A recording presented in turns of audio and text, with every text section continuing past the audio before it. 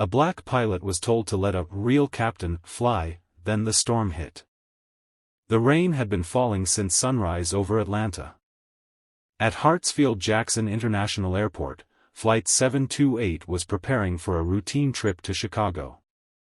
Among the passengers was a nervous businessman, a young mother traveling with her daughter, and dozens of others who had no idea that the next few hours would become unforgettable. Walking through the terminal was Captain Maya Brooks. She was 36 years old, calm, highly experienced, and had spent more than a decade flying commercial aircraft. She had earned every stripe on her uniform. But sometimes, people saw her skin before they saw her qualifications. As Maya entered the cockpit, the first officer, Daniel Reed, greeted her. "Morning, Captain." "Morning, Daniel. Weather?" "Clear enough for departure, but there's a storm system moving toward our route." Maya studied the weather display. "We'll keep an eye on it." Before they could continue, a senior-looking passenger entered the cockpit doorway. He was a wealthy-looking man in his 60s, wearing an expensive suit. He glanced at Maya. Then he looked at Daniel. Then back at Maya. "Excuse me," he said. "Are you the captain?" "Yes, sir." He frowned. "I was expecting someone else." Maya remained professional. "I'm Captain Brooks. I'll be flying your flight today." The man gave a short laugh. "I've been flying for 40 years. Surely there's a more experienced captain available?" Daniel looked uncomfortable. Maya simply replied, "I assure you, sir, you're in good hands." The man shook his head. "I think your first officer should fly instead. Let a real captain handle things." The cockpit went silent. Daniel immediately understood what the man was implying. Maya did too. But she didn't argue. She didn't insult him. She simply looked at him and said, "Your seat is waiting for you, sir. Please have a safe flight." The man walked away. Daniel stared at Maya. "You okay?" Maya smiled faintly. "I've heard worse." Then she turned toward the controls.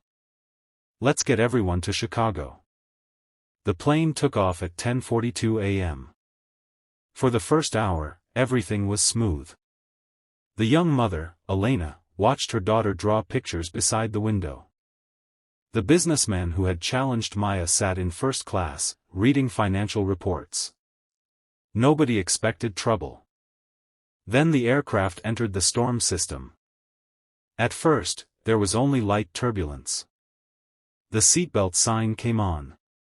"Ladies and gentlemen," Maya announced calmly, "we're expecting some turbulence. Please remain seated and keep your seatbelts fastened."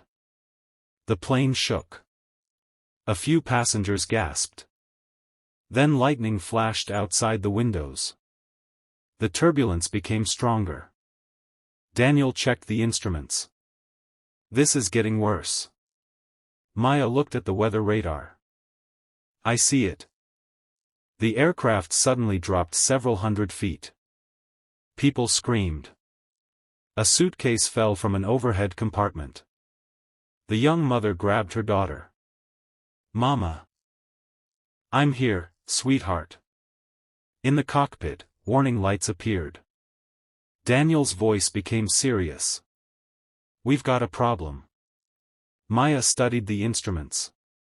One engine was showing abnormal readings. She immediately began working through the emergency checklist. "Tell air traffic control we need to divert." Daniel contacted the controller. "Flight 728 declaring an emergency. We have severe turbulence and an engine problem. Request immediate diversion." The controller responded with instructions. But the storm had changed everything. Visibility was almost gone. The nearest airport was surrounded by dangerous weather. Maya looked at Daniel. "We're not going there." "Then where?" Maya pointed toward another airport nearly 70 miles away. There's a clear corridor developing there. Daniel hesitated. That's a long way with this engine. I know. She tightened her grip on the controls. But we're going to make it. In the cabin, panic was spreading. The flight attendants moved through the aisle, reassuring passengers. Then a loud bang shook the aircraft. The lights flickered. Someone screamed. The businessman who had insulted Maya suddenly stopped reading. For the first time, fear appeared on his face. He pressed the call button. What's happening? The flight attendant answered calmly. The pilots are handling the situation, sir. The pilots? Yes. He looked toward the cockpit door. For the first time, he realized the woman he had dismissed was the person responsible for bringing everyone home. The storm became even stronger. Maya's hands remained steady. The aircraft shook violently. Daniel looked at her. Captain, we're losing altitude. I know. Should we turn back? No. She watched the radar. There's a gap ahead. You're sure? Yes. How? Maya pointed. Because storms move. People panic. Instruments don't. Daniel nodded. Then let's find that gap. They descended carefully. Maya communicated constantly with air traffic control. She never raised her voice. Never panicked. Never lost focus. Every decision was precise. Every second mattered. Then another warning appeared. Daniel's eyes widened. Captain. I see it. The engine power was dropping. We may not have enough thrust. Maya took a breath. Prepare for an emergency landing. The cabin crew immediately began preparing the passengers. The young mother hugged her daughter. The businessman sat frozen. Then he noticed something. A little girl across the aisle was crying. He moved toward her. Hey, he said gently. Don't be afraid. The girl looked at him. Are we going to die? He swallowed hard. No. He looked toward the cockpit. The captain knows what she's doing. It was the first time he had spoken those words without doubt. Through the windshield, the clouds finally began to break. Below them was a runway. But it was wet. The wind was shifting. Maya lined up the aircraft. Gear down. Daniel confirmed. Gear down. The aircraft descended. The runway appeared through the rain. Stay with me, Maya whispered. The wheels touched the runway. For a moment, everything seemed normal. Then the aircraft began sliding. Daniel shouted, "We're losing control." Maya corrected the aircraft. Easy. She countered the wind. The tires regained traction. The aircraft slowed. Finally. It stopped. Silence filled the cabin. Then someone began clapping. Another passenger joined. Within seconds, the entire cabin erupted in applause. People cried. People hugged. The young mother held her daughter tightly. And the businessman sat completely still. He looked ashamed. When the passengers finally exited the aircraft, the businessman waited near the terminal. Maya walked toward him. He approached her slowly. Captain Brooks? Yes? He lowered his head. I owe you an apology. Maya said nothing.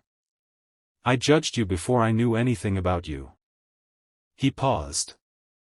Today, you saved my life. Maya looked at him. I was doing my job. No, he replied.